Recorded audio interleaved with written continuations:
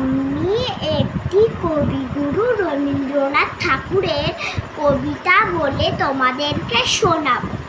কবিতার নাম মাগো আমায় ছুটি দিতে বল। লিখেছেন কবিগুরু রবীন্দ্রনাথ ঠাকুর। মাগো আমায় ছুটি দিতে বল, সকাল থেকে পড়ছি যে মেলা, এখনো আমি তোমার ঘরে বসে করবো শুধু পড়া পড়া খেলা। তুমি বলছো দুপুর এখন সবে, না হয় জানো সত্যি হলো তাই।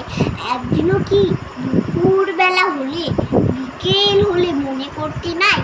আমি তো বেশ ভাবতে পারি মনে, সূর্যি ডুবে গেছে মাঠে শেষে, বাগদি বুড়ি চুপড়ি ভরে শাক তুলছে পুকুর ধারে এসে। আদার হলো মাদার গাছের তলা, কালি হয়ে এলো দিঘির জল। হাতের থেকে সবাই এলো ফিরে, মাঠের থেকে এলো জাসির দল। মনে কর না উঠলো সাঁঝের তারা, মনে কর না সন্ধে হলো জানো। রাতের বেলা দুপুর যদি হয় তবে দুপুরবেলা রাত হবে না কেন? বাই বাই বন্ধুরা।